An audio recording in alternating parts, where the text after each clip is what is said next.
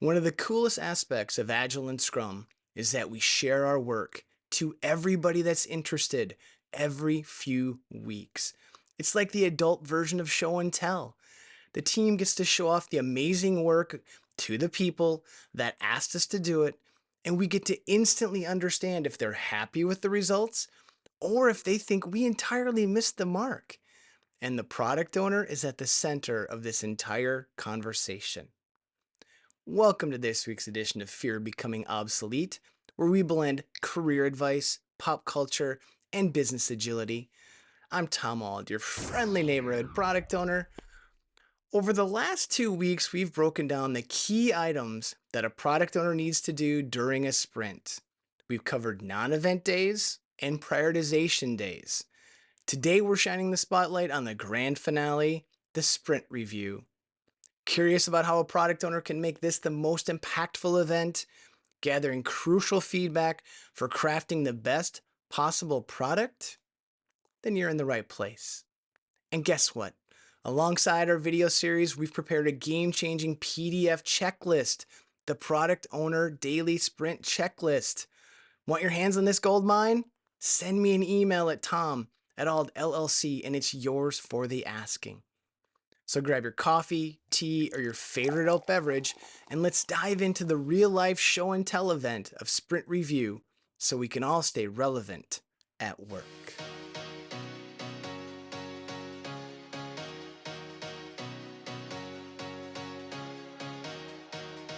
The greatest glory in living lies not in never failing, but in rising every time we fall. That was said by Nelson Mandela.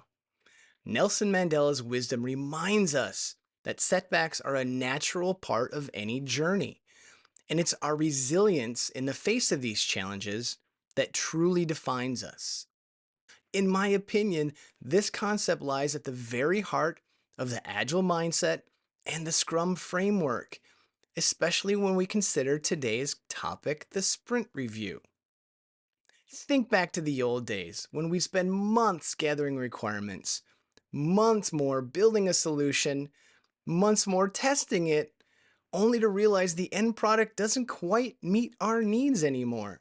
We find ourselves in a race to fix issues with everyone growing increasingly frustrated and barely happy with what we've produced. Agile and Scrum recognized this deficiency and proposed a better way. Instead of pretending to have all the answers, we decided to focus on one essential thing at a time that the customer needed.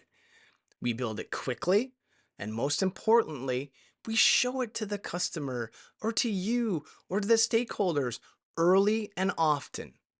The feedback becomes our compass, guiding us towards the right solution. We all know that finding and addressing problems early is far more cost effective than dealing with them down the road. This is where the sprint review comes into play.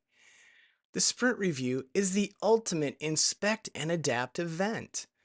What's its primary goal? Feedback. We're hungry for it, whether it's good or bad or somewhere in between. Our sole mission is to ensure we're crafting the right product that genuinely solves the problem we set out to tackle. As the product owner, you're the MC of the show during the sprint review.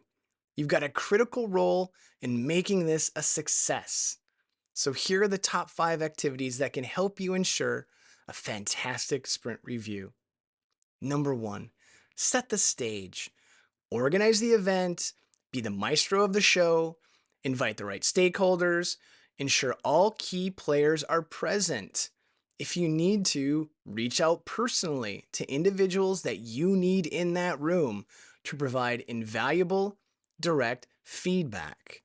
And having everybody together giving feedback at the same time is so critical. They can share ideas, they can contradict each other, but they can also hash it out right in front of you. So there may be some certain stakeholders that have differing opinions. Here's an opportunity that you have them together where you can talk about it and you can come to a resolution. And finally, for this step, make sure you're allocating the right amount of time and don't rush it. Leave plenty of room for people to ask questions about the work or the product in general. Use this time to promote the product and the team. The Scrum Guide advocates for about 2 hours for a 2 week sprint. So if you're early on in your development cycle, allow even more time. That will allow longer conversations for people to really get into some details that are crucial to have at the earliest stages possible. Next, prioritize the agenda.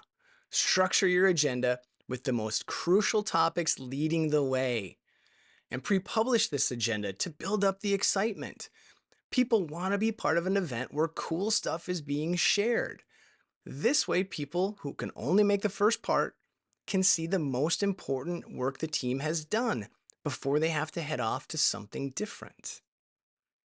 Your next step: let the team members that did the work tell the story and show off the work. The small group of professionals that did this amazing work over the last few weeks are the most knowledgeable people in the world about this work. Let them lead the conversation.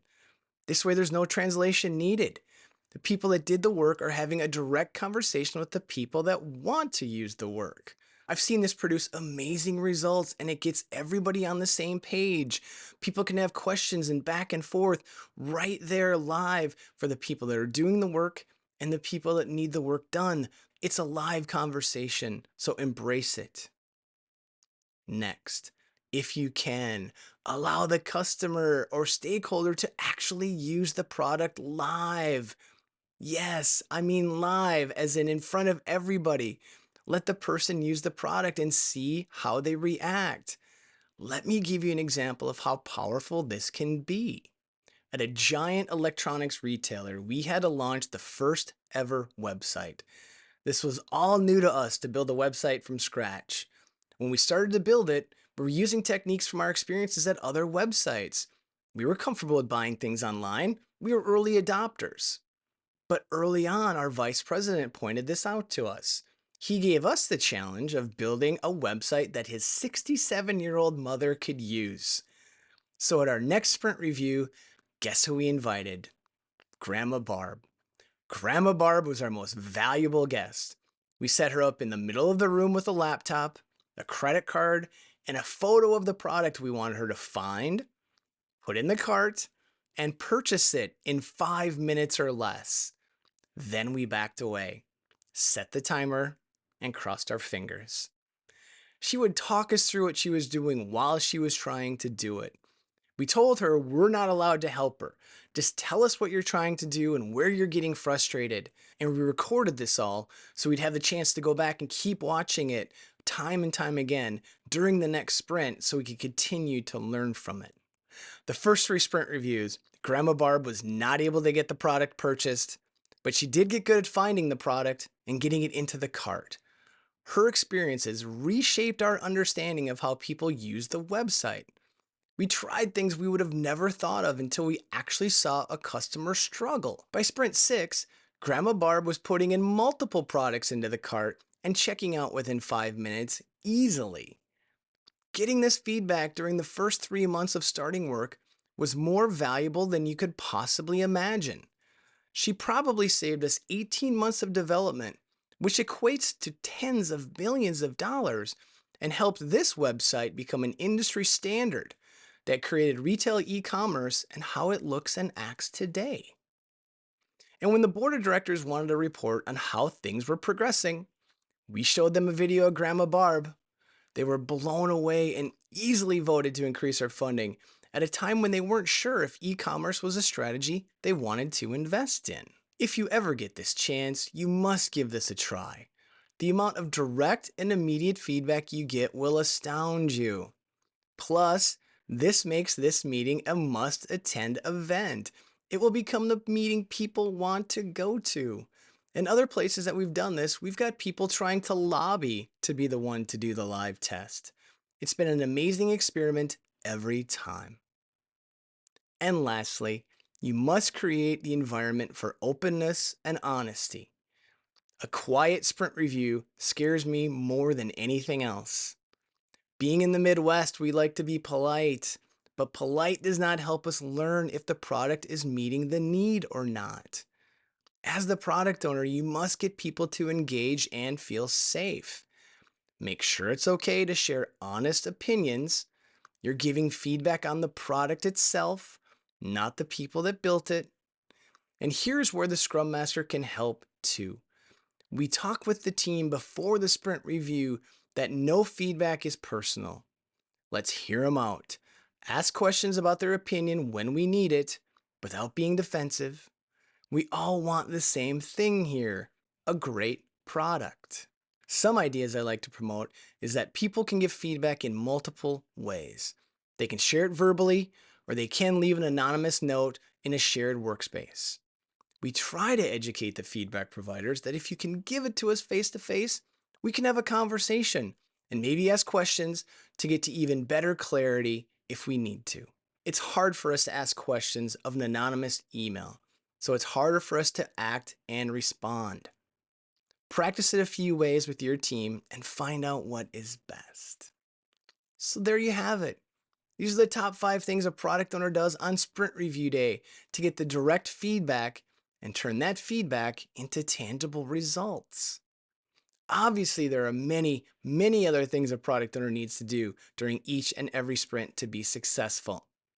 Review all 3 videos and request a copy of the PDF by sending me an email at tom@aldllc.com and request the Product Owner Daily Sprint Checklist.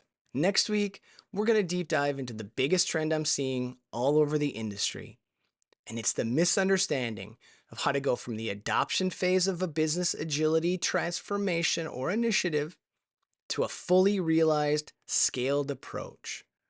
Having 4 or 5 teams here or there is good and amazing things can happen.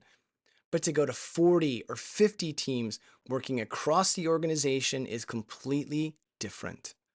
And I keep seeing organizations make the same mistake time and time again, leading to frustration and giant wastes of time and money. Join me over the next few weeks while we deep dive into how to scale your agile adoption by avoiding the top mistakes and what you should be doing instead. So if you're sitting in a spot where your business agility transformation is stalled or starting to falter, these upcoming videos are ones you cannot afford to miss. Now it's your turn. Did we miss anything crucial in the life of a product owner? Have some unique insights, tips to share? Drop your thoughts in the comments or feel free to email them to me at fobo@aldllc.com. We'd love to hear from you. And if you found this video valuable, I'd truly appreciate a small favor. Give us a thumbs up, share it with your network, leave a comment, or hit that subscribe button. Your support fuels our mission to spread the Fobo message and help everybody stay ahead in their workplace. Looking to dive deeper into scaling your agile product or business transformation? Then I would like to personally invite you to attend one of our upcoming Scrum at Scale practitioner classes. Yes, come into a 2-day class with me. This is the must-take class for you to get unstuck and give you a clear path forward with your initiative. We give you the training, the techniques, and the tools in order to take the next leap forward in your agile transformation.